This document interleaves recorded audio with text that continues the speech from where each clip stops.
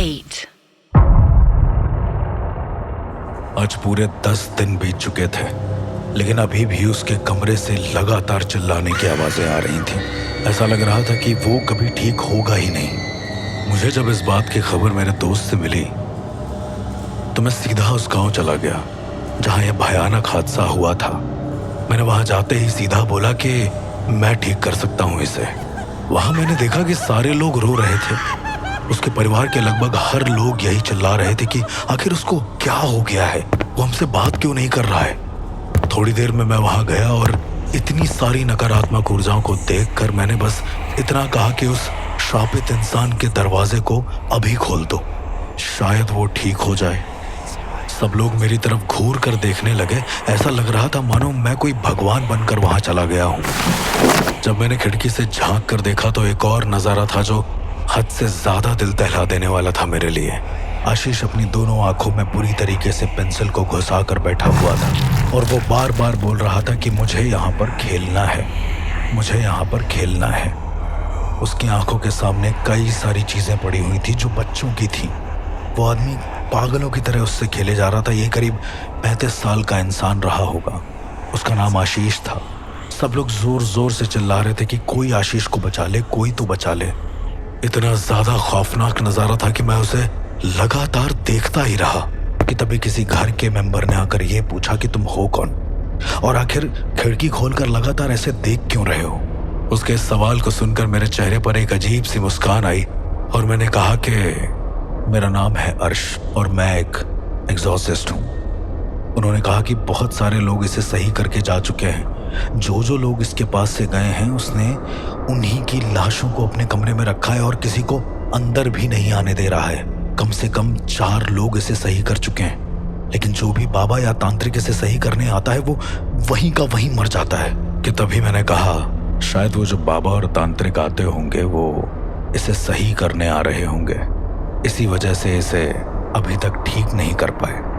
मैं ये सारी बातें कह रहा था लेकिन किसी को भी अंदाजा नहीं था कि मेरी इस बात के पीछे एक बहुत बड़ा राज छुपा है।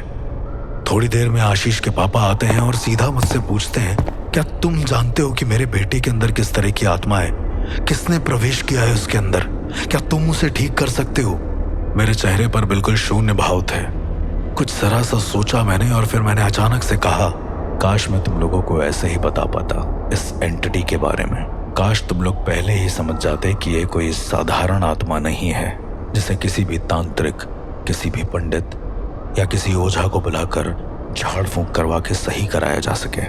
ये एक ऐसी एंटिटी है जो मंदिर के अंदर भी प्रवेश कर सकती है और हनुमान चालीसा का चैंट भी कर सकती है।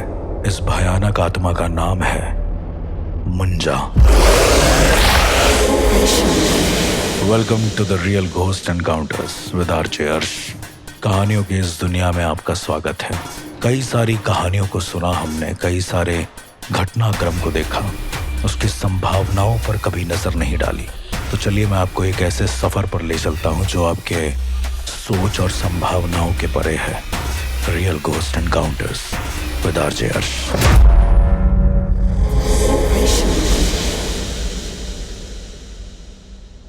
ये पता चलता है कि वो एक मुंजा है।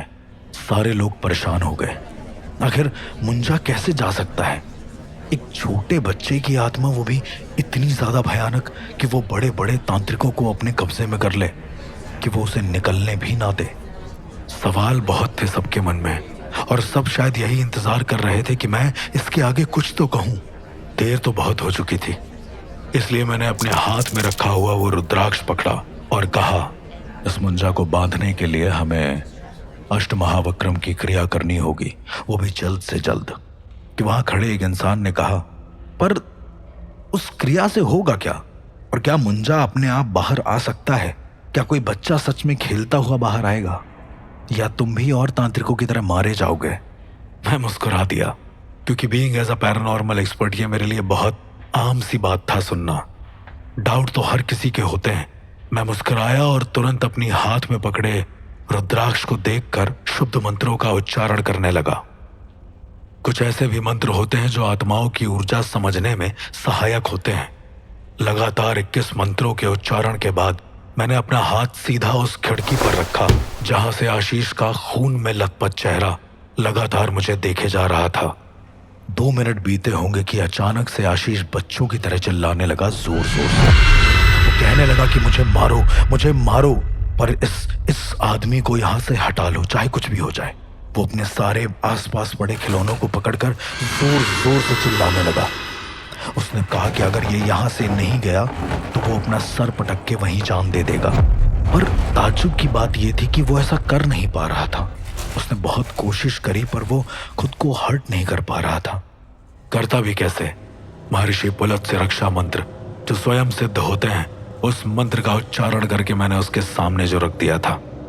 थोड़ी ही देर में मेरा पूरा हाथ जोर से कांपने लगा, ऐसा जैसे मेरा खुद का शरीर मेरे कंट्रोल में ना हो। और मेरी यह हालत देखकर लोगों के अलग अलग सवाल उठने शुरू हो गए। अरे मत करो, मारे जाओगे। हमें तो लगता है पक्का मारा जाएगा। थोड़ी देर में आशीष बिल्कुल बच्चों की तरह बिहेव करने लगा और बोला कि दरवाजा खोलो, मुझे अर्श से मिलना है। इस तरह की चीजें शायद लोगों ने पहली बार देखी थी, पर मेरे लिए तो ये रोजमर्रा की जिंदगी का एक हिस्सा था। जब दरवाजे को खोला गया तो बिना कोई देरी किए हुए भागते हुए वो 35 साल का आदमी बाहर आया और मेरे सामने अपने दोनों पैरों को मोड़कर बैठ गया और बोलने लगा कि मुझे खाने में कुछ चाहिए, मुझे हर तरह की सब्जी पसंद है, मुझे खाने में कुछ मीठा पसंद है, मुझे बाहर जाना है, मुझे न जाने क्या क्या। मैं सिर्फ उसे देखकर हंसे जा रहा था। ऐसा लगा था कि ये कोई अपनी जरूरी बात कहना चाह रहा है। शायद इतनी देर में किसी ने डर के पीछे से हनुमान चालीसा का पाठ करना शुरू कर दिया।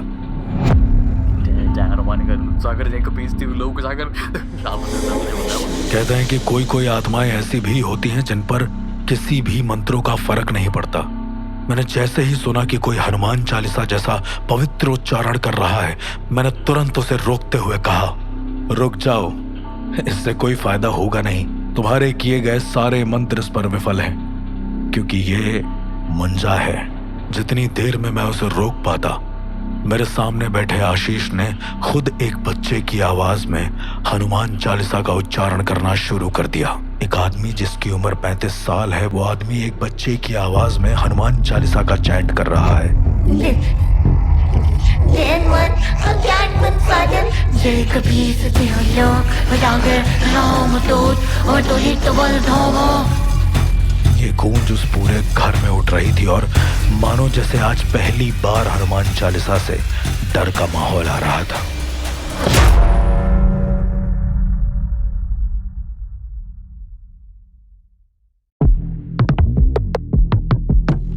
Eight.